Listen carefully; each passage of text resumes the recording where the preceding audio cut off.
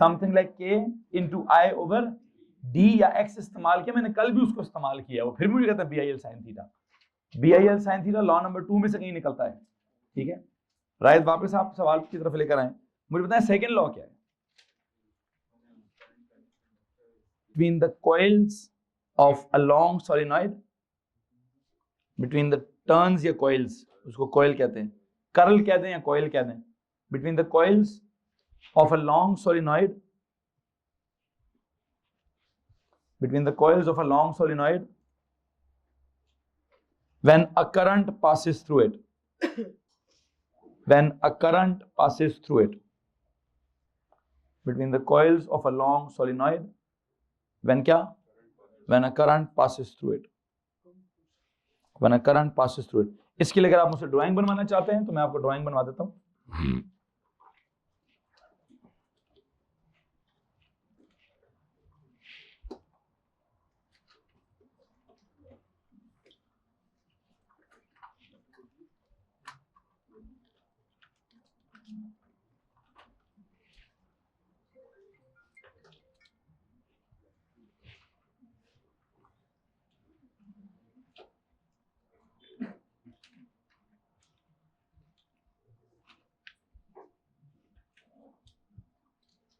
इस तरह का सर्किट बना देता हूं भाई।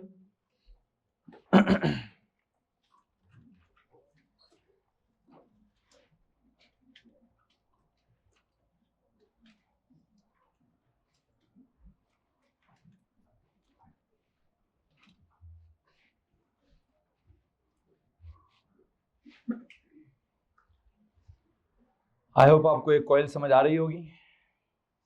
जैसे ही मैं इसका क्या ऑन करूंगा जी, यहां से ये बटन ऑन करेंगे, ये करंट ट्रेवल करेगा,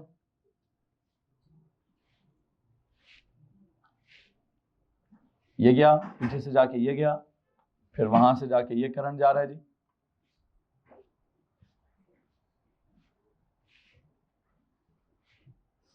ओके नाउ यू नो, पहले तो आपने कभी इस सोलेनॉइड का क्या समझाने की कोशिश की होगी, सर वो नॉर्थ की तरह है, कहते वो कैसे कहता था, ये करंट जा रहा तो नॉर्थ की तरफ था। इस वक्त मेरा ये सवाल नहीं है, मेरा सवाल ये है कि भाई इनका जो व्हाट हैपेंस टू द, क्या लिखा है, what happens to the separation. कौन सी सेपरेशन, किसको कह रहा हूं मैं सेपरेशन, आई थिंक मैं इस चीज को सेपरेशन कह रहा हूं। इस टर्न और इस टर्न, इसके दरम्यान में क्या है, एक सेपरेशन है, कॉल इट क्या, call it X. Please tell me इस एक्स को क्या होगा, आई बिलीव दोनों मतलब दोनों ये टर्न्स हैं, ये कॉइल, ये दोनों आपस में पैरेलल हैं कि नहीं, placed parallel to each other हैं कि नहीं, करंट कैरिंग है कि नहीं, इनका आपस में एक फोर्स होगा कि नहीं। लॉ नंबर 3 के मुताबिक क्या होगा, लॉ नंबर 3 के मुताबिक दे विल ईदर रिपेल और attract each other. I think जब हमने कहा था करंट सेम होंगे तो क्या होगा, अट्रैक्शन होगी। क्या होगा जनाब साहब, अगर आप उनको इंस्टेड ऑफ एज 2 टर्न्स आप एज 3 टर्न्स देख लें, सर फर्स्ट एंड सेकंड में फर्स्ट वाला राइट जाएगा, सेकंड वाला लेफ्ट जाएगा, लेकिन थर्ड वाला उसको राइट खींचेगा अपनी तरफ। वो कैसे, नहीं ऐसा नहीं हो रहा बेटा, ऐसा नहीं। देखो आप इन दो को देखें, दोनों का करंट क्या है, आपने कल के लेक्चर में या परसों के लेक्चर में ये पढ़ा है, ये क्या करते हैं, तो बवाद खत्म। ये दोनों क्या करेंगे, ये दोनों क्या करेंगे, ये दोनों क्या करेंगे, ये सब के सब एक दूसरे को क्या करेंगे। हाँ ये बात है, हो सकती है वैसे। वो कहते सर जी फिर तो एक काम करें ना, अगर आप सेंटर वाले को देखें तो वो इसको खींच रहा है, वो इसको खींच रहा है। मैं बस आपको इतना बताना चाहता हूं, मैं इस किसी एक आदमी की बात ही नहीं करना चाह रहा, मैं करूँ सब की दरमियान आपस में क्या डेवलप हो जाएगी, सब आपस में दूसरे को अट्रैक्ट करेंगे। आई थिंक जब सब एक दूसरे को अट्रैक्ट करेंगे तो इस सेपरेशन को क्या हो जाना चाहिए, ये सारों की रिड्यूस हो जानी चाहिए। मतलब ये कि काम करें वो काम करें, सब करीब ही आ जाने चाहिए ताकि मेरा ओवरऑल फिनोमेनन। लेकिन जो आप कह रहे हैं उसको भी मतलब अगर वो एक एक करके कहें कि जी इसको क्या होगा सर, ये इसको वो खींचेगा तो उधर जाएगा, इसको वो खींचेगा तो उधर जाएगा। बेसिकली ऐसा नहीं है कि सिर्फ इसको वो खींचेगा और इसको, असल में ये उसको खींचेगा, वो भी इसको खींचेगा, ये इसको खींचेगा, ये भी इसको खींचेगा, तो सब एक दूसरे को खींच रहे हैं। सब क्या कर रहे हैं, अब एक बात सुनिए गौर से, इसको इधर भी खींचा जा रहा है, ये उसको इधर खींच रहा है, इसको इधर खींच रहा है, इसको इधर खींच रहा है, सब एक दूसरे को अपनी अपनी तरफ खींच रहे हैं। तो इससे होगा क्या, जब सब एक दूसरे को अपनी अपनी तरफ खींचने की कोशिश करेंगे तो मुझे लगता है कि सारा निजाम कॉइल्स रहेंगी लेकिन करीब करीब होती जाएंगी। तो आई थिंक इसका जवाब हम क्या लिखेंगे, as the current, as the direction of current in each turn, as the direction of current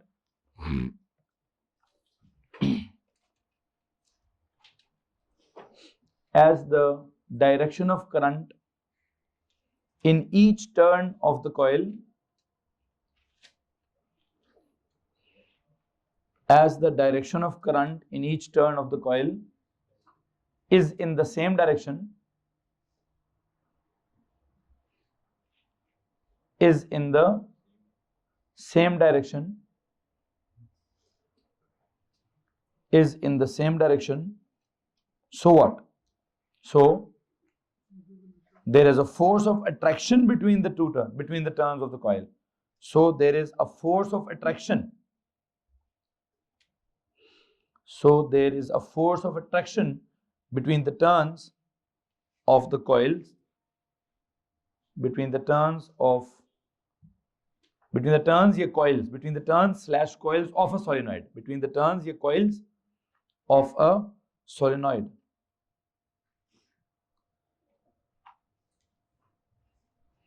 Between the turns या coils of a solenoid. So all the coils try to come closer to each other. So all the coils या all the turns या all the coils. So all the turns या all the coils try to come closer to each other, hence the separation decreases. Hence the separation decreases. Hence the separation decreases. लो जी, यहां तक अगर किसी के पास कोई परेशानी है तो प्लीज हाथ खड़ा कर दीजिए। हम क्या कह रहे हैं, क्या हो रहा है, सेपरेशन क्या होगी जी, सेपरेशन डिक्रीज हो रही है। बहरहाल दिस वाज समथिंग जो मुझे किसी एग्जामिनर को कहते कुछ सवाल है पास पेपर में इस तरह से आया हुआ है कि दो कॉइल्स में अगर करंट सेम डायरेक्शन में तो क्या होगा। सर जी सेम डायरेक्शन का करंट सीधी वायर में हो, ये कॉइल्ड वायर में हो, तो क्या करेंगी, दोनों कॉइल्स एक दूसरे के करीब आने की कोशिश करेंगी, क्योंकि हमने कल कोई लॉ नंबर 3 पढ़ा है और उसमें इसी तरह के कुछ अल्फाज चल रहे हैं। बहरहाल आज बेटा जी मैं किधर जाना चाहता हूँ, आज जरा मैं थोड़ा सा आगे की तरफ मतलब अगले कोई लॉज डेवलप करना चाहता हूँ, और वो लॉ मैंने कैसे डेवलप करना है कैसे नहीं, मेरी तरफ से वैसे न्यूटन वाले 3 लॉ खत्म हो गए जी, जिस हिसाब से मैं पढ़ाना चाहता था उस हिसाब से मेरा चैप्टर खत्म हो गया। लेकिन अब चैप्टर ने एक नया रुख लेना है। चैप्टर नया रुख क्या लेना चाह रहा है, चैप्टर कह रहा है भाईजान नहीं मैं चेंज नहीं करूंगा, इसी लॉ के अंदर रहूंगा, इन्हीं लॉस के अंदर रहूंगा। क्या आपने कहा था कि फोर्स लग रही है किसके ऊपर, करंट कैरिंग कंडक्टर के ऊपर। फिर आपने कहा था, और आपने कहा था मैग्नेटिक फील्ड है किसके अराउंड है, करंट कैरिंग कंडक्टर के अराउंड है। कहता है असल में मैग्नेटिक फील्ड किसकी होती है, असल में इट्स नॉट द कंडक्टर जिसके अराउंड फील्ड होती है, असल में the charge that is moving. क्या असल कॉन्सेप्ट जो मैग्नेटिज्म का है वो क्या है, वो कहता है मैग्नेटिज्म क्या होता है, मैग्नेटिज्म या परमानेंट बार मैग्नेट का होता है या मैग्नेटिज्म मूविंग चार्ज का होता है। किसका होता है जी, तो जब वो मूविंग चार्ज का मैग्नेटिज्म होता है तो फील्ड किसकी होती है, फील्ड तो मूविंग चार्ज के इर्द-गिर्द होती है। हाँ अब आपने आज तक अकेला चार्ज घुमाया ही नहीं है, आप चार्ज कौन से घुमा रहे हैं, आप चार्ज करंट के मतलब वायर के बीच में से मूव कराते हैं। तो आप कहते हैं सर जी हमें वायर के इर्द गिर्द की मैग्नेटिक फील्ड पढ़नी है, आप कहते हैं सर हमने फोर्स जो है वो वायर के ऊपर एक्सपीरियंस करनी है। कहते हैं भाई थोड़ी केमिस्ट्री भी पढ़ लो, अगर मतलब थोड़ा केमिस्ट्री इन द सेंस के वो जरा चार्ज पार्टिकल्स पढ़ लो, इलेक्ट्रॉन्स का जिक्र कर लो, प्रोटॉन्स का जिक्र कर लो, तो जब वो मूव करेंगे क्या उनके इर्द गिर्द कोई मैग्नेटिक फील्ड नहीं होगी, होगी भाई। असल में तो फील्ड ही उनके इर्द गिर्द है, असल में तो मैग्नेटिक फील्ड ही किधर है, जब कोई चार्ज पार्टिकल मूव करता है और अगर उस चार्ज पार्टिकल को आपने किसी और की फील्ड में मूव कराया तो क्या होगा, तो भी वही होगा जो आपने वायर के साथ कहा है। तो मुझे वही जितने भी लॉस पढ़ाए हैं 3 लॉस, मुझे इन्हीं 3 लॉस को दोबारा क्या करना है, मुझे इनको दोबारा समझाने की कोशिश करनी है। और मुझे इनको समझाने के लिए क्या करना पड़ेगा, अब मैं पूरे करंट कैरिंग कंडक्टर की बात नहीं करूंगा, अब मैं चार्ज्ड पार्टिकल्स की बात करूंगा। किसकी बात करूंगा जी? क्योंकि देखें बेसिक मसला क्या हो रहा था, मसला हो रहा था फिजिक्स का, कि फिजिक्स चलती है कैसे, फिजिकल वर्ल्ड के हिसाब से, फिजिकल वर्ल्ड में जो चीजें हमें नजर आती हैं उसके हिसाब से। तो नजर हमें क्या आ रहा होता है, हमने एक्सपीरियंस किसको किया है, वायर को, वायर के बीच में करंट को, करंट नजर नहीं आता लेकिन हमें करंट फील होता है, ठीक है, तो वो हमने फिजिक्स कर ली। अब मुझे लगता है मुझे थोड़ा सा क्या करना पड़ेगा, मुझे इनके इस फिजिक्स के थोड़ा सा अंदर जाना पड़ेगा, मुझे चार्ज्ड पार्टिकल्स की बात करनी पड़ेगी। तो मैं पढ़ाऊंगा तो आपको इलेक्ट्रोमैग्नेटिज्म ही, लेकिन मुझे लगता है मैं इलेक्ट्रोमैग्नेटिज्म में क्या बोलते हैं, अब वो करंट कैरिंग कंडक्टर्स की बजाय प्योरली चार्ज्ड पार्टिकल की बात करूंगा, कि जब वो मूव करेगा तो उसके इर्द गिर्द मैग्नेटिक फील्ड होगी, जब उसको मूव कराऊंगा किसी और की फील्ड में तो इन दोनों की फील्ड्स इंटरैक्ट करेंगी, और इनकी फील्ड्स के इंटरेक्शन से क्या होगा, फोर्स लगेगी, और फिर वो फोर्स के लिए मैं लेफ्ट लगाऊंगा कि राइट लगाऊंगा, फिर इसकी फोर्स के लिए मैं डायरेक्शन के मतलब उसका फॉर्मूला क्या निकालूंगा, वो BIL होगा या उससे मिलता जुलता कुछ और, मतलब आई को रिप्लेस कैसे करूंगा, देखेंगे मैंने आई को फोर्स चार्ज ओवर टाइम से रिप्लेस करूंगा, जब मैंने आई को चार्ज ओवर टाइम से रिप्लेस कर लिया तो आगे लेंथ ओवर टाइम क्या बन जाएगा, वो स्पीड बन जाएगी, तो नया फॉर्मूला आ जाएगा BQV, चैप्टर खत्म। लेकिन ऐसा नहीं, लिख के ऐसा नहीं।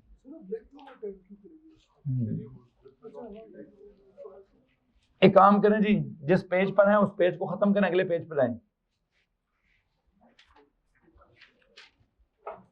अगले पेज पर जाएं जी। आपको एक बात का अंदाजा होना चाहिए कि मैं पढ़ा मैग्नेटिज्म ही रहा हूं, मैं पढ़ा इलेक्ट्रोमैग्नेटिज्म रहा हूं, अब मैं इलेक्ट्रोमैग्नेटिज्म के लॉज ही पढ़ा, बिल्कुल वही काम चल रहा है, बट अब किसके साथ होगा, अब होगा चार्ज्ड पार्टिकल्स के साथ।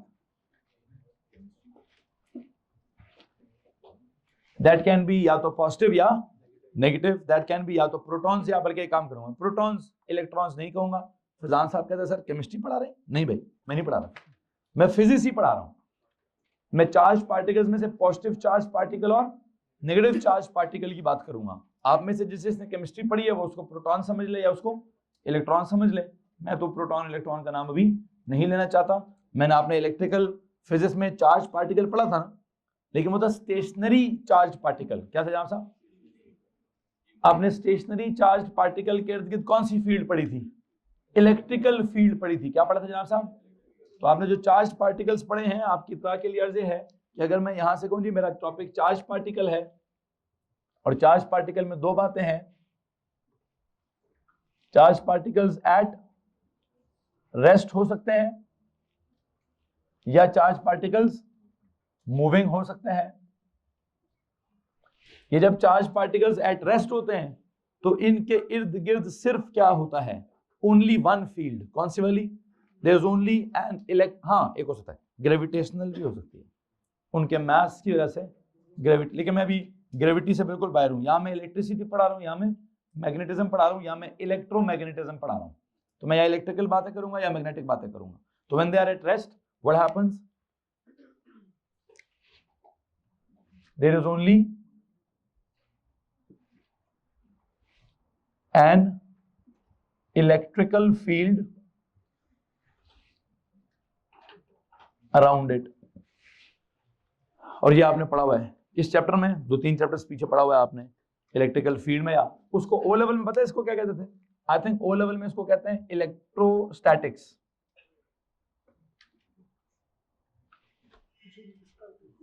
ये वो इलेक्ट्रोस्टैटिक्स का वर्ड यहाँ अप्लाई होता है कि आपने यहाँ चार्जेस एट रेस्ट पढ़ना है, उनके इलेक्ट्रिकल फील्ड पढ़नी है, इलेक्ट्रिकल फील्ड के कॉन्सेप्ट्स हैं, फील्ड की स्ट्रेंथ है, वो इलेक्ट्रिकल पोटेंशियल है, इलेक्ट्रिकल पोटेंशियल एनर्जी है, इलेक्ट्रिकल पोटेंशियल डिफरेंस है, वो सब आपने पढ़ा हुआ। बहरहाल जब वो मूव करते हैं तो क्या होगा, there is not only an electrical field but क्या, but a magnetic field as well. There is क्या,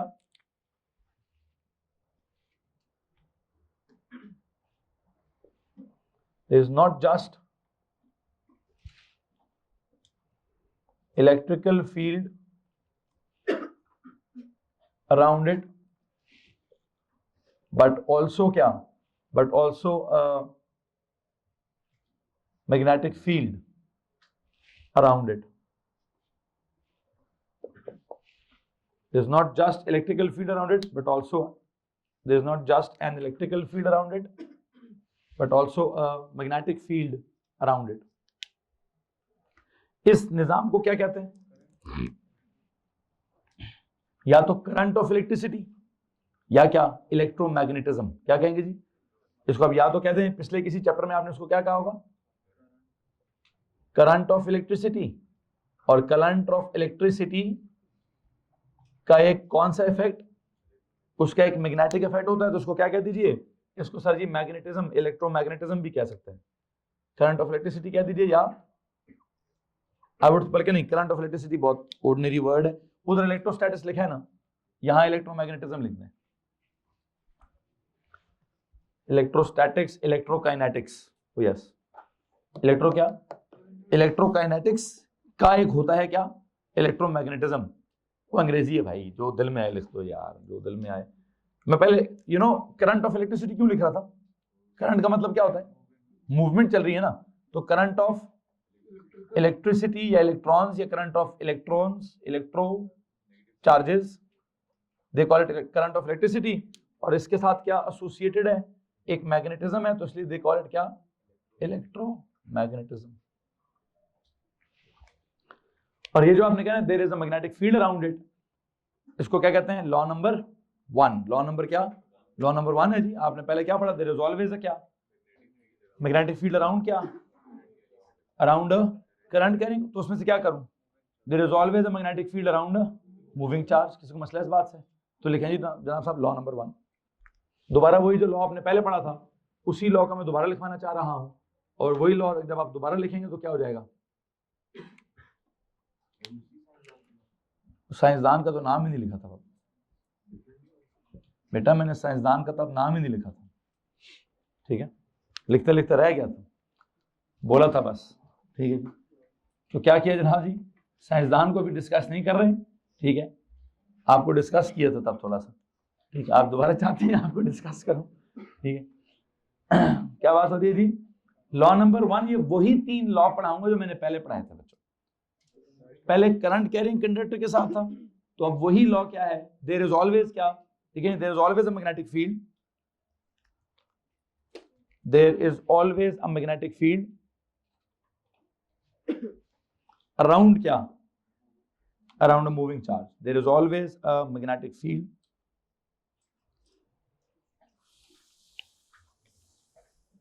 there is always a magnetic field around a moving charge। अब इसकी एक्सप्लेनेशन में नहीं देना चाहता मजीद। क्या एक्सप्लेनेशन देनी थी कि सर वो आपने जितनी एक्सप्लेनेशन देनी थी वहां दे दी कि पैटर्न क्या होगा, डायरेक्शन क्या होगी, फार्मूला क्या होगा। यहाँ पे मुझे एक अकेला चार्ज मूव कर रहा हो तो उसके इर्द गिर्द क्या पैटर्न होगा, मुझे उसको हाँ, अगर आप सोचना चाहते हैं तो बिल्कुल वैसे होगा जैसे पहले कि अगर आपने चार्ज पार्टिकल को बुलेट की तरफ फायर किया और चार्ज पार्टिकल आगे जा रहा है तो you know what will happen, उसके इर्द गिर्द जहां जहां वो होगा वहां वहां सर्कल बना होगा। एक क्या होगा? वहां वहां जैसे जैसे आगे जाएगा उसके इर्द गिर्द का सर्कल आगे जाता जाएगा। वहां वो सिलेंडर तो तब बनेगा जब वो पूरी वायर हो जाएगी। अब वायर नहीं है, अब अकेला एक चार्ज है, तो चार्ज जहां जहां है जैसे जैसे आगे जा रहा है सर्कल वैसे वैसे आगे जा रहा है, तो सर्कल ही है ना वो सिलेंडर तो तब होगा जब पूरी वायर में कॉन्टिन्यूअसली करंट होगा। जो आपने उस दिन सिलेंडर कहा था मैंने तब मान लिया था, अब मैं नहीं मानूंगा। क्यों? तब मैंने सिलेंडर उसको क्यों माना? मैंने कहा all along the wire there is a continuous supply of charges, there is a continuous current, तो there is a continuously a field at every point. तो हर पॉइंट का सर्कल बना हुआ है। अब हर पॉइंट का सर्कल नहीं होगा, अब क्या होगा? अब जहां चार्ज है वहां सर्कल है, चार्ज आगे चला गया सर्कल आगे चला गया, चार्ज आगे चला गया सर्कल, तो पीछे का सर्कल खत्म होता जा रहा है। तो क्या होगा? अब उसकी शेप क्या है, उसका पैटर्न क्या है, मैं इसके बारे में कोई डिटेल नहीं देना चाहता। किसी सवाल में उसने स्पेसिफिकेशन में ना लिखा है ना किसी किताब में उसने उसकी ड्राइंग बनाई है। कहता है जनाब साहब आपको बस पता होना चाहिए असल, बल्कि मैं तो समझता हूँ दिस इज लॉ नंबर 0 कि लॉ नंबर 1 से भी पहले ये वाला लॉ है।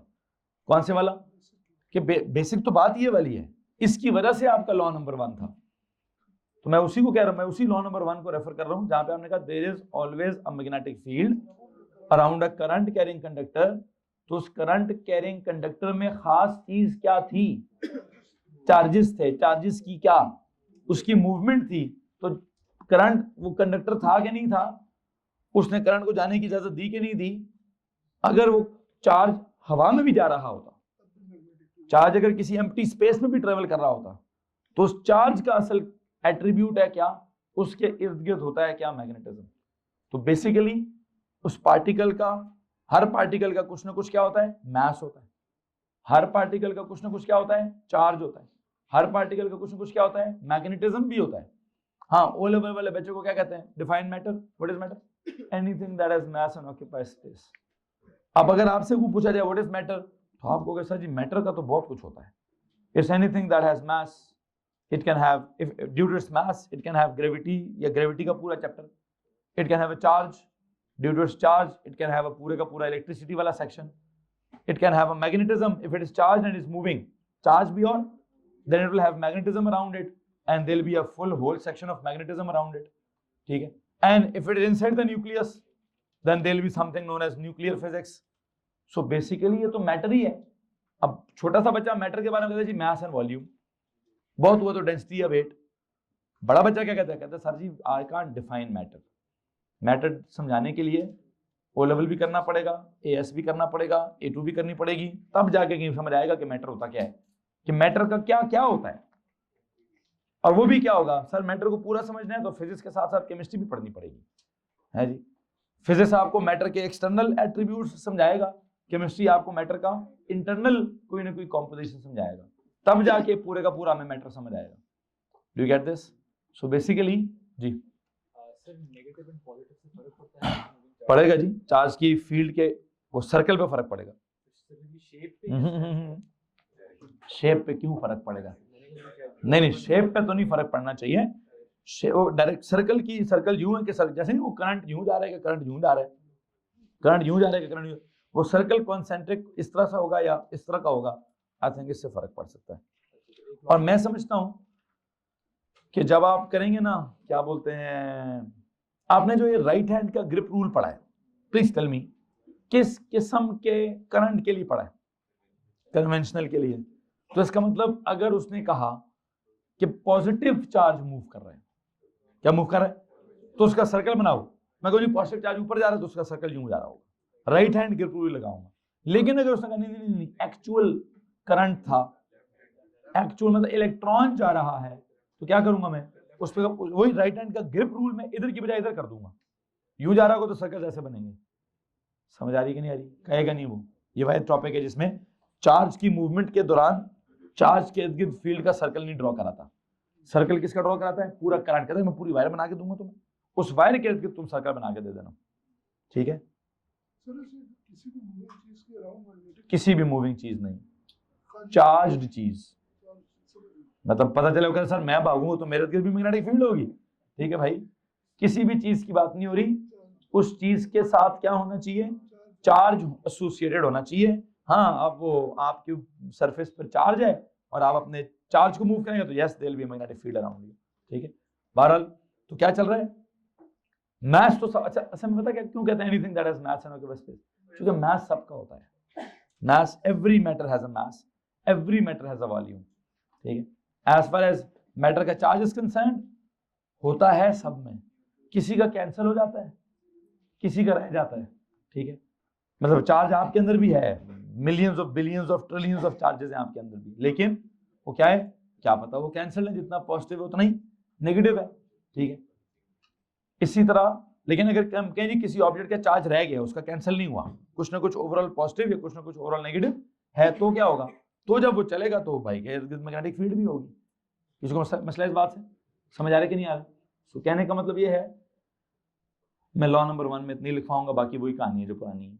ठीक है, चलें जी लॉ नंबर 2 की तरफ। जहां जहां कोई तब्दीली आएगी तो मैं करूंगा, बल्कि एक सेकंड, लॉ नंबर 2 से पहले एक तब्दीली है ना वैसे, ये वाली है, कौन सी वाली, कि अगर वो राइट है, अगर वो प्रोटॉन्स जा रहे हैं तो राइट हैंड ग्रिप रूल से सर्कल निकाल लो, और अगर वो इलेक्ट्रॉन्स जा रहे हैं तो लेफ्ट हैंड ग्रिप रूल से सर्कल निकाल लो। भाई काम करो जी, ये काम करो। इधर इस फर्स्ट लॉ के नीचे एक नोट लिखें, if the positive charges are moving, if the positive charges are moving, या if the moving charges are positive, ये भी हो सकता है। If the positive charges are moving लिखते हैं, या इफ द, क्या लिखे, इफ द, नहीं लॉ नंबर 1 ही है भाई, लॉ नंबर 1 ही है। कॉलम्स तो बहुत पहले खत्म हो चुके हैं। कब, कौन से वाले? ओ भाई ये खत्म हो गया है, लॉ नंबर 1 पूरा आ चुका है। ठीक है, क्या लिखा है? If the moving charges are positive then the concentric circles, then the direction of the concentric circles, then the direction of the concentric circles will be determined by कौन सा रूल जी? Right hand grip rule, right hand grip rule, right hand grip rule. And if क्या?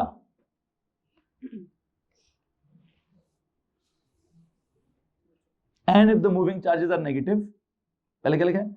If the moving charges are positive then the direction of concentric circles will be determined by right hand rule। और उसके बाद क्या लिख रहा हूं? and if the moving charges are, and if the moving charges are negative, and if the moving charges are, शुरू से पढ़ो क्या लिखा है? if क्या positive charges are moving then,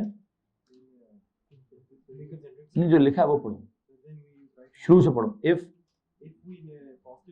बेटा जो पढ़ा है प्लीज वो पढ़ो, जो लिखा है वो पढ़ो। इफ, आगे, हाँ आगे, then we use right hand grip rule. आगे किधर लिखा है? And if लिखाओ।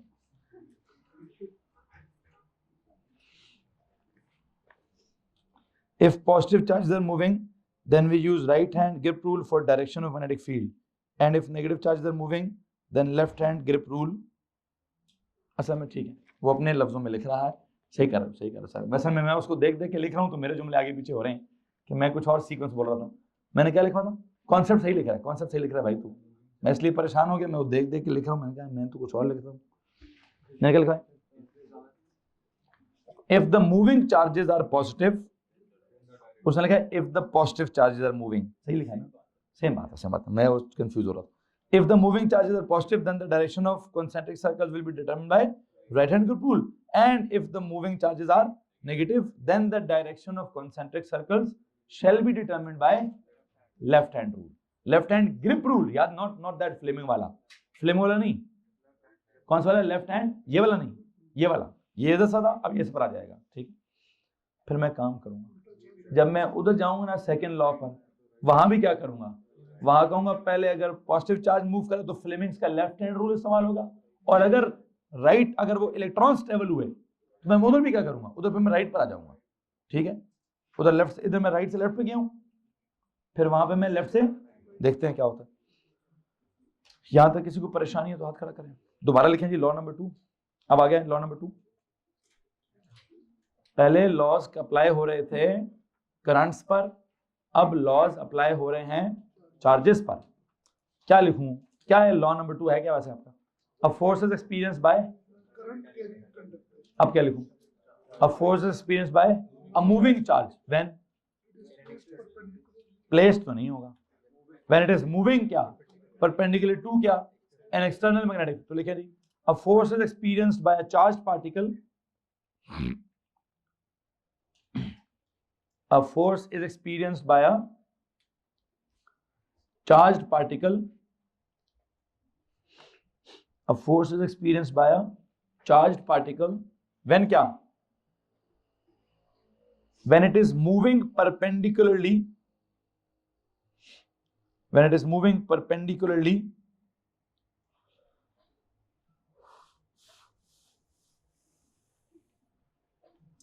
in an external magnetic field, when it is moving perpendicularly in an external magnetic field, moving perpendicularly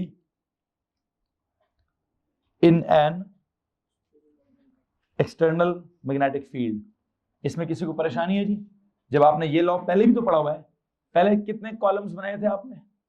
3 कौन कौन से? एक था रीजन, रीजन क्या थी? मैग्नेटिज्म का इंटरेक्शन। अभी भी रीजन क्या होगी? तब ड्राइंग बनाई थी, अभी मैं ड्राइंग नहीं बना रहा। तब मैंने ड्राइंग बनाई थी, मैं अभी ड्राइंग नहीं बना। तो रीजन वाला काम आपको पहले से पता है, वही रीजन है, इंटरेक्शन ऑफ मैग्नेटिक फील्ड्स। वही कहीं पर स्ट्रॉन्गर, कहीं पर वीकर, तो स्ट्रॉन्गर से वीकर की तरफ एक पुश मिलेगा, ठीक है। दूसरे कॉलम में क्या था? वहां डायरेक्शन वाली बात थी। तो डायरेक्शन के लिए आपने वहां क्या लिखा था? फ्लेमिंग्स। लेकिन लेफ्ट हैंड रूल किसके लिए था? कन्वेंशनल करंट के लिए, जो अज्यूम करता है कि कौन से चार्जेस मूव कर रहे हैं, पॉजिटिव चार्जेस। तो यहां भी क्या लिखूं कि इफ जो वही क्या ऊपर का, if the moving charges are, if the charges that are moving are positive, तो उसकी डायरेक्शन ऑफ द फोर्स कैसे डिटरमिन की जाएगी? फ्लेमिंग्स लेफ्ट हैंड रूल से। And if the charges that are moving are negative, तो मैं अब इधर क्या करूंगा? आपने ऊपर देखा, मैंने राइट हैंड ग्रिप रूल को कहा लेफ्ट हैंड लगा देना। अब मैं कहूंगा फ्लेमिंग्स लेफ्ट हैंड की जगह फ्लेमिंग्स राइट हैंड लगा देना। क्यों? वो नेगेटिव की अगर मैं बात करता हूं तो यहां वही जुमला, ऊपर वाला जुमला दोबारा दोहरा दें। इफ द क्या? If the moving charges are positive, then the direction of electromagnetic force is determined by Fleming's left hand rule. If the moving charges are क्या जनाब? Positive, then the direction of electromagnetic force, then the direction of electromagnetic force is to be determined by Fleming's left hand rule. And if क्या? अब जुमला change कर दें। And if the moving charges are negative, then the direction of electromagnetic force is to be determined by Fleming's right hand rule. Is to be determined by Fleming's right hand rule.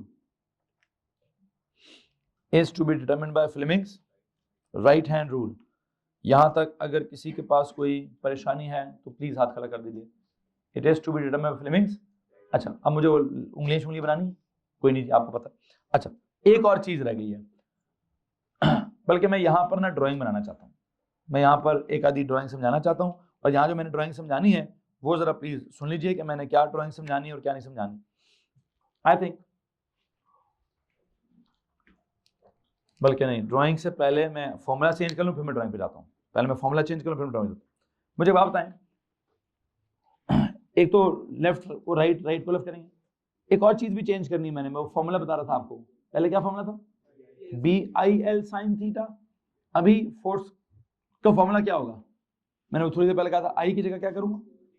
लिखेंगे the formula for this electromagnetic force, the formula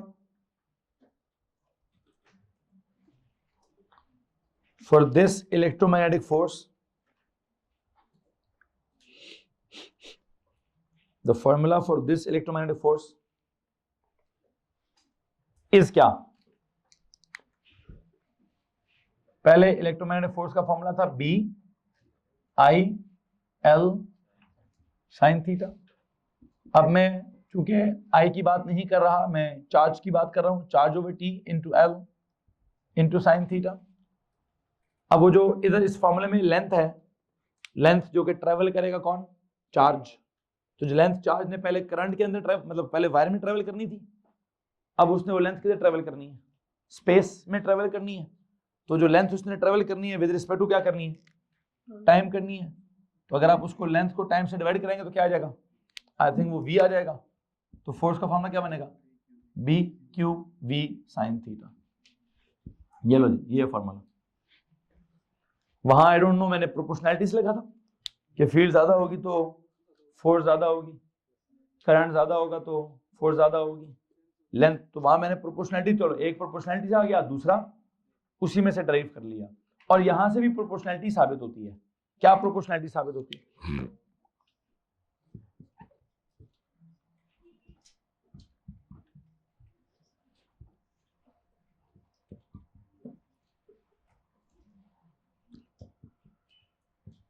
क्या मतलब है इन बातों का? Sir ये वही है कि एक्सटर्नल मैग्नेटिक फील्ड जितनी स्ट्रांग होगी, फोर्स उतनी ज्यादा लगेगी। जो चार्ज मूव कर रहा है, चार्ज का मैग्नीट्यूड जितना ज्यादा होगा फोर्स उतनी ज्यादा लगेगी। चार्ज की स्पीड जितनी कम होगी फोर्स उतनी कम लगेगी। चार्ज की स्पीड जितनी ज्यादा होगी, क्योंकि सारा फिनोमेना किस वजह से है, मूविंग की वजह से है। यहाँ क्या था, when charges are at rest there was only electrostatics, now charges are moving, तो क्या मूविंग है तो इलेक्ट्रोमैग्नेटिज्म है ना। तो मूविंग का कॉन्सेप्ट जितना तेज होगा, मूवमेंट जितनी ज्यादा होगी, फोर्स उतनी ज्यादा लगेगी। जी क्या,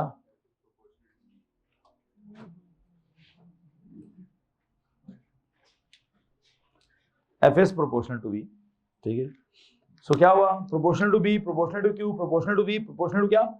और साइन थ्योरी का कॉन्सेप्ट क्या है कि सर ये फिनोमेना कब मैक्सिमम होगा, जब एंगल बीच में क्या होगा 90 होगा। तो ये सारी बातें आपको मालूम है। इसमें अगर किसी को कोई सवाल है या परेशानी है तो प्लीज हाथ खड़ा कर दें। You want me to explain this, कि ये ज्यादा होगा तो वो ज्यादा होगा, कॉमन सेंस है भाई, ठीक है। और अगर आप लिखना चाहते हो लिखें, क्या लिखेंगे जी, greater the external, greater the strength of external magnetic field, greater the force applied, greater the charge of the particle, greater the force applied, greater the speed of the charged particle, greater the force applied, greater the angle between क्या external magnetic field। अच्छा इधर angle किसके दरमियान होगा, उधर angle होता है B और I के दरमियान। यह एंगल होगा B और नहीं V Q तो चार्ज है, B की एक डायरेक्शन होगी और एक V की डायरेक्शन होगी, इनके दरमियान का एंगल क्या होना चाहिए। यह काम करें, थीटा इज क्या, theta is the angle between क्या, बिटवीन बी एंड वी। जहां पे आपने फॉर्मूला लिखा ना B Q V sine theta, please उसके आगे क्या लिखें, थीटा कौन है, theta is the angle between क्या, बिटवीन बी एंड वी।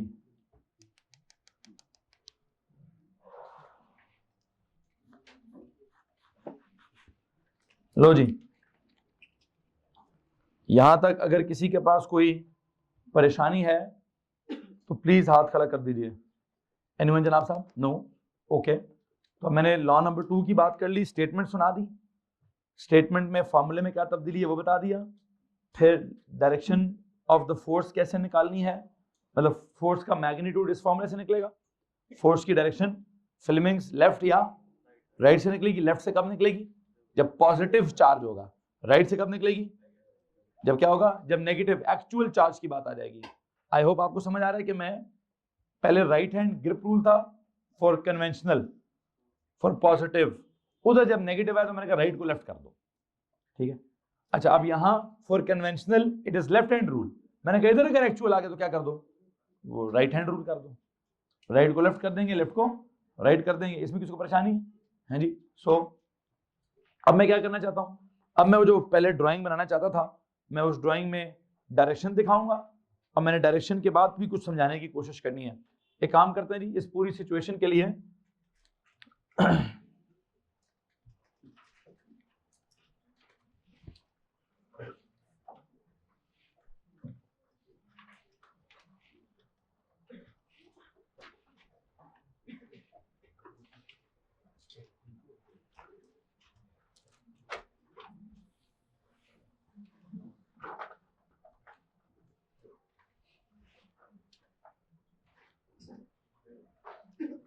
मैंने ये क्रॉसेस बनाए। ये क्रॉसेस किस चीज को रिप्रेजेंट करते हैं, समथिंग दैट इज आपके लिए into the plane. What is into the plane, I believe इस वक्त फील्ड इज किधर, field is into the plane, किधर है जी फील्ड, मतलब I believe this crosses represent क्या, साइड पे नहीं लिखेंगे, बी इज किधर, into the plane। You know what is meant by B is into the plane? I think अगर मैं ऐसे खड़ा हूं या मैं यूं खड़ा हूं, वो सामने वाली दीवार नॉर्थ है, ये वाली दीवार साउथ है, तो फील्ड किधर जा रही है, field is moving into the plane. Done हो गया। अच्छा अब फील्ड ये है, मतलब वो वाली दीवार नॉर्थ है, ये वाली दीवार साउथ है, फील्ड की लाइनें इधर आ रही हैं, ओके। एंड यहां से क्या कर रहा है, यहां से एक चार्ज उसके बीच में से अगर मूव करता है, मिसाल के तौर पर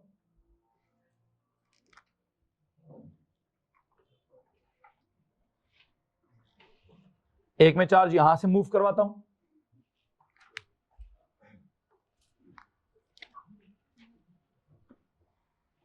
एक मैं चार्ज यहां से मूव करवाऊंगा, एक चार्ज थोड़ा ऊपर से मूव कर रहा है, उसके बारे में कहता हूं वो पॉजिटिव चार्ज है। कौन है? और जो नीचे से मूव कर रहा है उसके बारे में क्या कहता हूं? Negative charge. आपको इतना तो पता है ना कि दोनों का बिहेवियर डिफरेंट होना चाहिए। अब देखते हैं दोनों का बिहेवियर कैसे डिफरेंट है। दोनों किस फील्ड में से गुजर रहे हैं? दोनों सेम फील्ड में से गुजर रहे हैं, इसमें कोई प्रॉब्लम है? ओके।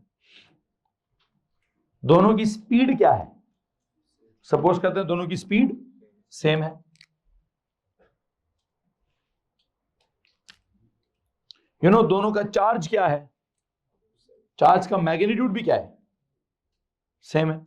फर्क सिर्फ किस चीज में? एक पॉजिटिव एक नेगेटिव है। तो जैसे ही ये क्या करेंगे, जैसे ही ये इस फील्ड में एंटर होंगे,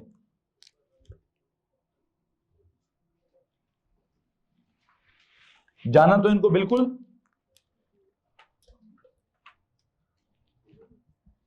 सर जी, जाना तो इनको बिल्कुल कैसे चाहिए? सीधा चाहिए। लेकिन सीधा तो तब जाएं जब क्या हो? जब दरमियान में क्या हो? कोई मतलब स्पेस हो, एम्प्टी स्पेस हो, आराम से चले जाएंगे। लेकिन इस वक्त दरमियान में क्या चल रहा है? दरमियान में एक मैग्नेटिक फील्ड है। और आपने अभी अभी लॉ लिखा है क्या, कि अगर कोई चार्ज पार्टिकल किसके बीच में से मूव किया, किसी मैग्नेटिक फील्ड के बीच में से मूव किया, तो क्या होगा? उसकी अपनी मैग्नेटिक फील्ड और बाहर वाले की मैग्नेटिक फील्ड आपस में क्या करेगी? उस इंटरेक्शन के नतीजे में क्या होगा? एक फोर्स अप्लाई होगी। तो फोर्स का फॉर्मूला क्या होगा? ये वाला। फोर्स की डायरेक्शन कहां से निकलेगी?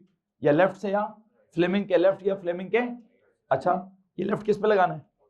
पॉजिटिव पे लेफ्ट लगाना है। लो जी, पॉजिटिव वाले पे हम लेफ्ट लगाएंगे जी। पॉजिटिव वाले पे हम अभी लेफ्ट हैंड रूल अप्लाई करेंगे। लेफ्ट हैंड रूल अप्लाई करें। What is this finger for? हाँ जी, for field. This is for, तो देयर इज दिस। अब ऐसे बैठे में ये फील्ड आ रही है, ये फील्ड आ रही है जी। अच्छा, ये फील्ड आ रही है। ये चार्ज जा किधर है? करंट मतलब चार्ज। चार्ज किधर जा रहा है? इधर जा रहा है। थंब किधर है? आपकी इत्तला के लिए अर्ज है कि उसने क्या कर जाना है? उसने ऊपर की तरफ कर्ल कर जाना है। हेलो जी। एंड यू नो व्हाट, जब ये फील्ड के अंदर होगा तब तक कर्ल करता रहेगा। द मोमेंट फील्ड से एग्जिट मारा इसने, सीधा हो जाएगा।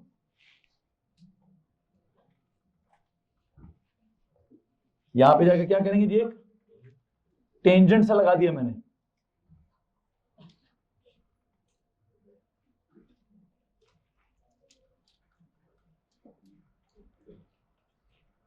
जी तो भाई, यहां तक अगर किसी को परेशानी है तो प्लीज हाथ खड़ा कर दें। वहां से वापस कैसे निकलेगा?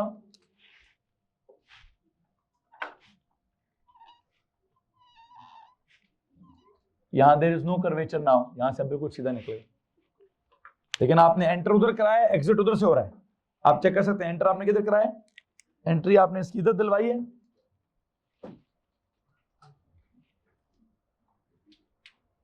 और आप देखिए उसकी एग्जिट किधर से हो रही है? एग्जिट उसकी उधर से हो रही है। और उसकी वजह क्या है? ये एंट्री डिफरेंट जगह पर है, एग्जिट डिफरेंट जगह पर क्यों है? दरमियान में क्या था? मैग्नेटिक फील्ड थी। मैग्नेटिक फील्ड में से चार्ज पार्टिकल एंटर होगा तो क्या होगा? उसको वो डिफ्लेक्ट होगा। डिफ्लेक्ट किस तरफ को होगा? अकॉर्डिंग टू जो भी फ्लेमिंग्स का। पॉजिटिव है तो लेफ्ट हैंड रूल लगाऊंगा, नेगेटिव हुआ तो राइट हैंड रूल लगाऊंगा। यहां तक अगर किसी को परेशानी है तो प्लीज हाथ खड़ा कर दीजिए। एनीवन जी, गुजारा चल रहा है? ओके। इस पर वैसे फोर्स लगी किधर है? फील्ड थी किधर? फील्ड किधर थी? Into the plane. Into the plane कौन सा एक्सिस होता है? Field is into the plane कौन सा एक्सिस है? Z axis. ये वेलोसिटी किस डायरेक्शन में है? वी कौन से एक्सिस में जी? एक्स एक्सिस में। Can you please tell me according to Fleming's left hand rule, ये फोर्स किधर है? Force is in the Y axis. Force is in the, आपने जब यहां फ्लेमिंग्स का जो भी रूल लगाया, according to Fleming's left hand rule, force is किधर? अपवर्ड। इसके ऊपर फोर्स किधर लगती है? यहां लिख दीजिए, force is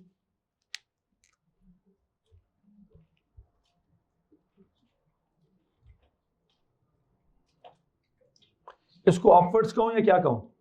force is perpendicular to the direction of both B and V. ये कहूं, ये कहूं फोर्स किधर है? फोर्स बी और वी दोनों का क्या है? Force is perpendicular to the what,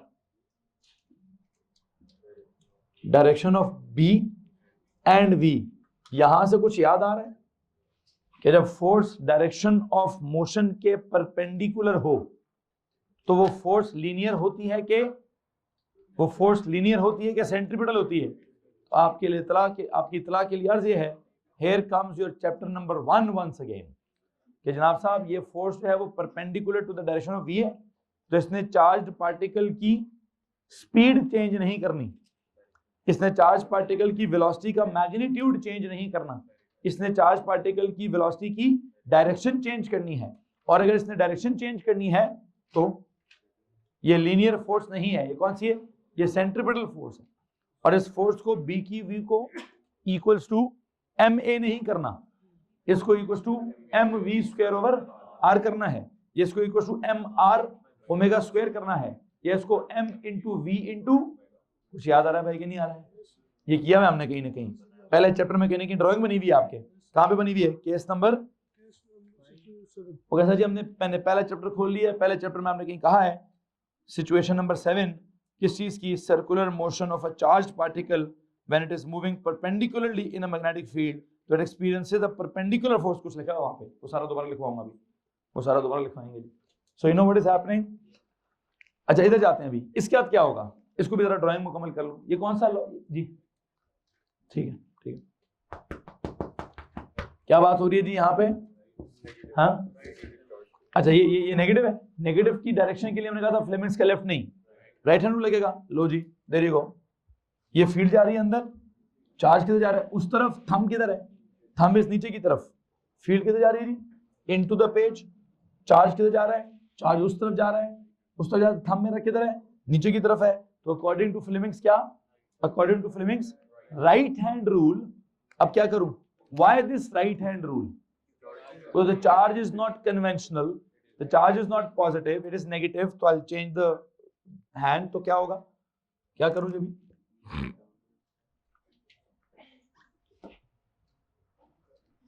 hello जी, एंड जब ये जैसे एग्जिट करेगा तो इसने भी क्या करना है? सर जी इसने भी सीधा हो जाना है।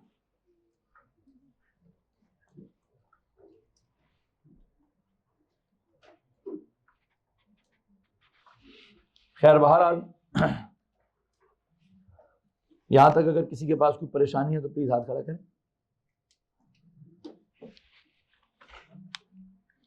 क्या आपने वहां से पॉजिटिव चार्ज एंटर कराया, ऊपर की तरफ डिफ्लेक्ट हो गया, आपने नेगेटिव चार्ज एंटर कराया, नीचे की तरफ डिफ्लेक्ट हो गया। क्या इसमें किसी को परेशानी है? Anyone? I don't think so. क्या होनी चाहिए? सो you know what is happening. मैंने डायरेक्शन का चेंज जो था वो किस रूल के हिसाब से समझा दिया? किसके हिसाब से समझा दिया? फ्लेमिंग्स के हिसाब से, कि पॉजिटिव के लिए लेफ्ट वाला लगेगा, नेगेटिव के लिए राइट वाला लगेगा। और अगर कुछ किताब में पता क्या लिखा है, कुछ किताबें कहती हैं यार एक काम करो, अप्लाई लेफ्ट ही करो, मतलब पॉजिटिव वाले पे भी लेफ्ट अप्लाई करो, नेगेटिव वाले पे भी लेफ्ट अप्लाई करो। लेकिन जब तुम नेगेटिव वाले पे लेफ्ट अप्लाई करोगे तो जो जवाब आएगा ना, उस जवाब को उल्टा जवाब कर लेना। तो इससे बहुत बेहतर है भाईजान उस पर सीधा हाथ अप्लाई कर लेना। मतलब क्या करूं मैं? वो क्या, एक किताब है उसमें लिखा हुआ है कि अप्लाई इसमें भी क्या करें, क्योंकि फ्लेमिंग साहब लेफ्ट हैंड करके गए हैं तो आप लेफ्ट हैंड ही अप्लाई करेंगे। और जब आप लेफ्ट हैंड अप्लाई करेंगे तो उसके बाद क्या करेंगे? उसके बाद जब लेफ्ट हैंड कहेगी जी फोर्स ऊपर है, तो आप कहेंगे नहीं, वो तो तब होती कि जब तुम पॉजिटिव होते, अब तुम नेगेटिव हो तो मैं फोर्स नीचे कर दूंगा। तो ये आई होप आपको समझ आ गया है कि करना क्या चाहिए, कि भाई आप वही काम फ्लेमिंग्स के लेफ्ट हैंड रूल की बजाय राइट हैंड रूल से करवा लें।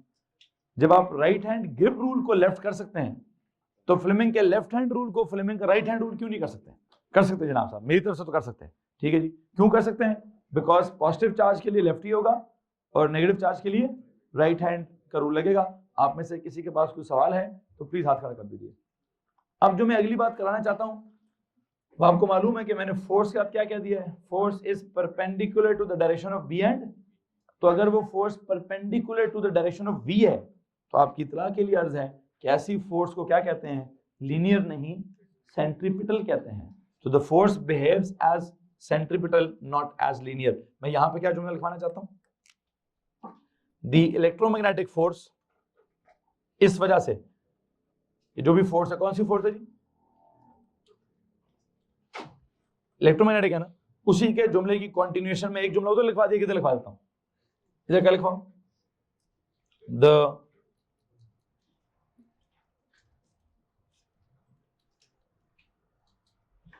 Electromagnetic force, the electromagnetic force. अगर मेरे को ये वाला जुमला मैंने कहना है सिंस के हिसाब से, since force is perpendicular to the direction of B and V, hence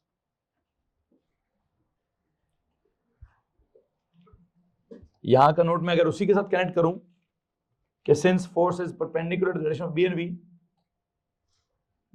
hence what? Hence force is centripetal not linear, hence force is centripetal I dot E not linear। Hello जी, drawing के ऊपर ही जाके लिखते हैं कि sir वो force perpendicular है, perpendicular to the direction of क्या बोलते हैं मोशन है। सो ये फोर्स क्या करती है, ये सेंट्रिपिटल एक्ट करती है, और सेंट्रिपिटल जो फोर्सेस एक्ट करती हैं वो मैग्नीट्यूड ऑफ वेलोसिटी को चेंज नहीं करती, बल्कि डायरेक्शन ऑफ वेलोसिटी को चेंज करती हैं, और वो लीनियर एक्सेलरेशन कॉज नहीं करती, वो सेंट्रीपिटल एक्सेलरेशन कॉज करती हैं, और उनको ma के बराबर नहीं mac के बराबर करना चाहिए, या वो mac के 3 फार्मूले जो भी 3 है उसके बराबर कर देंगे। तो एक काम करें जनाब साहब, लिखेंगे जी, कुछ नोट्स लिखें यार। इस क्या is perpendicular to the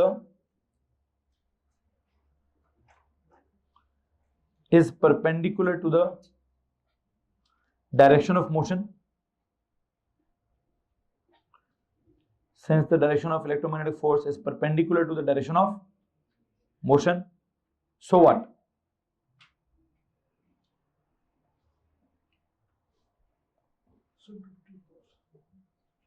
So it acts as a centripetal force, so it acts as a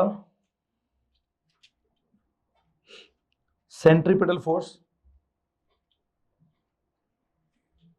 that tries to change the क्या जनाब, that tries to change the direction, that tries to change the direction of motion,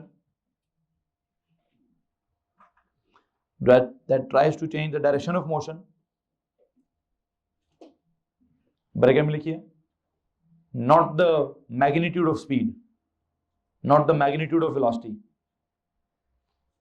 ये not simple है, not the magnitude of velocity, ये लिखिए, not the magnitude of velocity, that tries to change the direction of velocity, not the magnitude of velocity, that tries to change the direction of velocity, not the magnitude of velocity, hence it causes क्या, hence it causes centripetal acceleration, hence it causes centripetal क्या, centripetal acceleration I dot E, that is circular motion, that is क्या जनाब साहब, that is circular motion, that is, इसका मतलब हुआ कि circle बनाना चाहिए, सिर्फ कर्व नहीं दिखाना चाहिए। अगर ये जो था, अगर आप इस कर्वेचर को मानते हैं तो इस कर्वेचर ने क्या करना है, बेशक वो वहां से निकल जाए, आप यहां से क्या अज्यूम करें,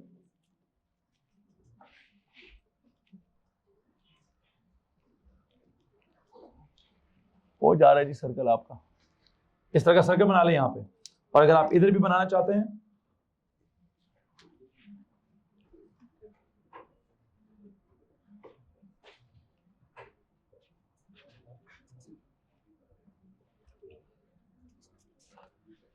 यहां पे भी एक सर्कल है, वहां भी एक सर्कल है जी, और इस सर्कल का यहां कहीं ना कहीं क्या होगा, यहां कहीं ना कहीं सेंटर होगा, उसका एक पर्टिकुलर रेडियस होगा, खैर क्या होगा क्या नहीं होगा, वैसे थोड़ा सा उसको कर्व कर लें डॉटेड करके कि सर वो निकलेगा तो हाँ, लेकिन एक सर्कल बन सकता है।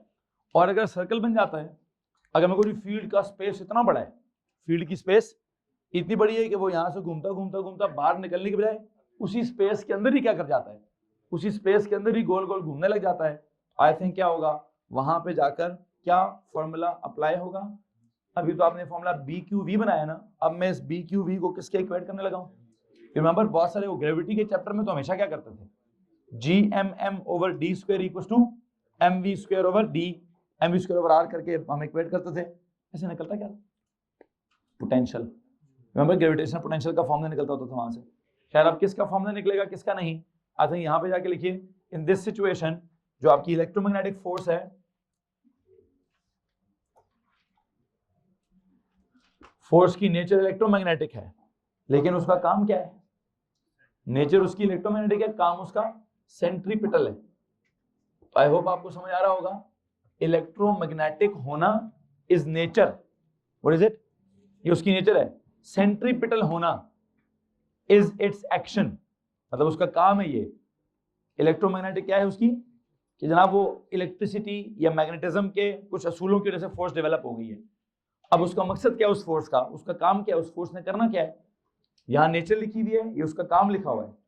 काम मतलब what is mean by centripetal force, a force that is required to क्या, to rotate an object in a circular path या to keep an object moving in a circular path. तो यू नो जैसे वो सूरज और जमीन के इर्द-गिर्द क्या हो रहा है, फोर्स की नेचर ग्रेविटेशनल है, काम उसका क्या है, सेंट्रीपिटल है। एटम के अंदर इलेक्ट्रॉन और प्रोटॉन के दरम्यान में फोर्स की नेचर इलेक्ट्रिकल है, लेकिन काम उसका सेंट्रीपिटल है।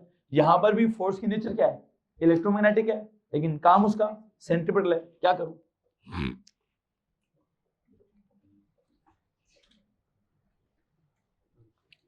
इज इक्वल टू क्या, mv²/r। अब यहां से ना दो चीजें बड़ी जरूरी हैं। यहां जो है ना ये साइन थीटा की जगह वैसे 90 कर दूंगा मैं। एक और काम करने लगा मैं, दिस इज q और m उधर का उठा के इधर ले आए, उसका m उठा के उधर से इधर ले आए। ये चार्ज के दो कैरेक्टर हैं, चार्ज का क्या, चार्ज का क्या, मास। ओके, बाकी सब उधर लेके जाए, v²/r इंटू क्या बोला, v भी किधर आ जाएगा नीचे, b भी किधर आ जाएगा नीचे, और साइन थीटा किधर आएगा, साइन थीटा की जगह क्या कर दूं भाई, आई थिंक साइन 90 कर दें। अगर वो चार्ज इज मूविंग, क्योंकि charge is moving perpendicular to the field, तो अगर charge is moving perpendicular to the field तो मैं क्या करूंगा भाई, थीटा की जगह तो 90 करूंगा ना। क्या बनता है, q/m, ऊपर वाला v नीचे वाला v, कितने v रह जाएंगे, एक v रह गया, ओवर क्या, ओवर r रह गया, इंटू क्या, इंटू b रह गया, साइन 90 क्या हो गया, वो तो 1 हो गया। लो जनाब साहब, ये बड़ा इंपॉर्टेंट फार्मूला है भाई। ये पता है किस चीज का फार्मूला है, ये क्या, q/m, charge per unit mass. किसी भी चीज को नहीं, डेंसिटी तो तब होता है, चार्ज डेंसिटी तब होती है जब आप चार्ज को वॉल्यूम से या एरिया से या रेडियस से डिवाइड करें तो क्या होता है, चार्ज डेंसिटी होती है। मतलब लेकिन इस वक्त चार्ज को किससे डिवाइड किया गया, कोई मुझे बता सकता है कि किसी क्वांटिटी को उसके मास से डिवाइड कर लो तो क्या बन जाता है, स्पेसिफिक बन जाता है। क्या होता है, आई होप आपने किसी जमाने में पढ़ा होगा स्पेसिफिक हीट कैपेसिटी या स्पेसिफिक लेटेंट हीट। क्या होता है स्पेसिफिक लेटेंट का फॉर्मूला, एनर्जी या हीट ओवर मास, हीट पर यूनिट मास। फिर स्पेसिफिक हीट कैपेसिटी क्या होता है, वो भी हीट ओवर जो भी आपका मास है पर यूनिट मास वहां पे जरूरी है। आई बिलीव इस q/m को मैं क्या कहूंगा, दिस इज क्या जी, स्पेसिफिक चार्ज ऑफ व्हाट, जो वहां पे आपका चार्ज मूव कर रहा है, ऑफ द मूविंग कौन, चार्ज पार्टिकल। जो चार्ज पार्टिकल मूव कर रहा है बच्चों, और जो चार्ज पार्टिकल मूव कर रहा है उसका स्पेसिफिक चार्ज निकालने के लिए, क्या पता वो इलेक्ट्रॉन मूव कर रहा है, क्या पता वो प्रोटॉन मूव कर रहा है, उसका क्या चार्ज है, उसका क्या मास है, या उसके चार्ज और मास की क्या रेशो है। ठीक है जी, specific charge of the moving. बल्कि ये काम करते हैं, यहां से ना मैं स्पेसिफिक चार्ज का एक लफ्ज अंडरलाइन करूंगा, किसको कहते हैं जी, ratio of charge to mass. खैर बहरहाल जो भी है, इसको डिटरमिन करने के लिए प्लीज टेल मी, किसी भी चार्ज पार्टिकल के लिए जब वो मूव करेगा फील्ड में, उसका स्पेसिफिक चार्ज डिटरमिन करना बहुत बड़ी एक बात होती है। साइंसदानों ने जो इलेक्ट्रॉन्स और प्रोटॉन्स और जो भी चार्ज पार्टिकल्स हैं, इनकी जो कैरेक्टरिस्टिक्स निकाली हैं कि जी इसका मास इतना है, इसका चार्ज इतना है, पता कहाँ से निकाली है? इस फार्मूले से निकाली है। ये फार्मूला केमिस्ट्री में इस्तेमाल, मतलब इस्तेमाल तो फिजिक्स वालों ने किया है, वैल्यूज, केमिस्ट्री की वैल्यूज फिजिक्स ने निकाल के दी हैं कि जी इलेक्ट्रॉन का असल में मास कितना है, इलेक्ट्रॉन का असल में चार्ज कितना है। और वो केमिस्ट्री वालों को, केमिस्ट्री को सिर्फ कितना पता होता था, ये नीली चीज डालो तो पीली कैसे होती है जी। वो मिथाइल ऑरेंज रेड होता है कि ऑरेंज होता है, येलो कब होता है तो रेड कब होता है तो ऑरेंज, वो कब होता है उनको नहीं पता। हाँ उनको ये पता जरूर है कि कुछ इलेक्ट्रॉन्स होते हैं जो लूज होते हैं या गेन होते हैं या शेयर होते हैं। उन इलेक्ट्रॉन्स या प्रोटॉन्स की फिजिक्स क्या है वो केमिस्ट्री वालों नहीं, वो फिजिक्स वालों ने निकाल के दी है कि भाई हम तुम्हें बताएंगे कि जिसको तुम इलेक्ट्रॉन कहते हो उसका मास क्या है, उसका चार्ज क्या है। उसकी चार्ज होना है, मास होना तो एक फिजिकल क्वांटिटी है ना। तो ये बोलता फिजिक्स से ही निकली है। कहाँ से निकली? उधर से मैक्सिमम रिएक्शंस निकले हैं। रिएक्शंस में जी एसिड फलानी चीज होती है, बेस फलानी चीज होती है, ये काम की चीज होती है, ये नुकसानदेह चीज होती है, जला के राख कर देती है, ये मेकअप में इस्तेमाल होती है, ये मतलब एसिड बेस में acid is corrosive. Calculating 3 macroscopic properties, measuring or calculating 3 macroscopic properties. 3 macroscopic properties.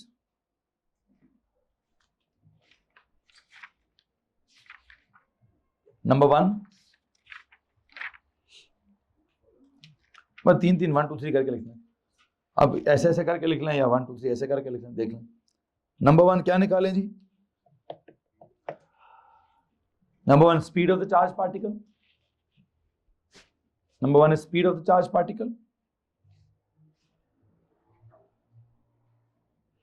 अब मैं इसको मेजर करूंगा या इसको कैलकुलेट करूंगा, ये मैं बाद में बात करता हूँ। लीनियर स्पीड, एग्जैक्टली, जो एंटर होने से पहले स्पीड थी। एंटर होने से पहले कुछ मशीन लगाऊंगा इसके साथ में इसकी स्पीड मेजर करने के लिए, ठीक है। अब मेजर करनी हुई तो शायद मैं कोई इंस्ट्रूमेंट लगाऊंगा, कैलकुलेट करनी हुई तो कोई फार्मूला डेवलप करेंगे, देखेंगे क्या है, ठीक है। उसके बाद क्या करें? स्पीड। उसके बाद क्या और क्या चाहिए जी? एक्सटर्नल रेडियस ऑफ द, क्या बोलते हैं, circle form, radius of the circular path followed by the charge particle, radius of the circular path followed by the charge particle, radius of the circular path followed by the charge particle,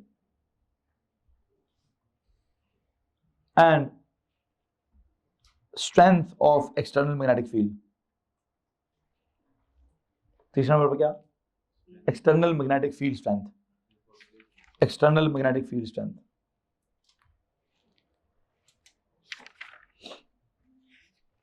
जी जनाब साहब, अब इस वक्त क्या situation हो रही है? मुझे 3 चीजें आपको समझानी है कि मैंने किस किस को कैसे कैसे मेजर करना है। स्पीड को मेजर करना है या कैलकुलेट करना है, रेडियस को मेजर करना है ये कैलकुलेट करना है, एक्सटर्नल मैग्नेटिक फील्ड को मेजर करना है ये कैलकुलेट करना है। और वो 3 चीजें मेजर या कैलकुलेट हो गई तो इस फॉर्मूले में पुट करेंगे तो सीधा सीधा इलेक्ट्रॉन हुआ तो उसका भी चार्ज, स्पेसिफिक चार्ज निकल आएगा, प्रोटॉन हुआ तो उसका भी स्पेसिफिक चार्ज निकल आएगा। और करूंगा मैं एक्सपेरिमेंट कौन सा? फिजिक्स वाला। कर क्या रहे हैं? फिजिक्स वाला एक लेबोरेटरी एक्सपेरिमेंट हो रहा होगा। मेजर या कैलकुलेट असल में क्या करूंगा? मैक्रोस्कोपिक प्रॉपर्टीज, उनको इस फॉर्मूले में पुट कर दी तो किसी भी चार्ज पार्टिकल की माइक्रोस्कोपिक प्रॉपर्टी, दैट इज क्या? स्पेसिफिक चार्ज, वो निकल आएगा। ठीक है जी, खैर बहरहाल करेंगे कैसे कैसे नहीं बाद में देखते हैं। हाँ, अल्फा में 2 प्रोटॉन्स होंगे, क्या पता हाइड्रोजन का न्यूक्लियस हो उसमें एक ही प्रोटॉन होता है। हेल्प आपने अगर अल्फा पार्टिकल मूव कराना है तो उसमें 2 प्रोटॉन्स होंगे, 2 न्यूट्रॉन्स भी होंगे।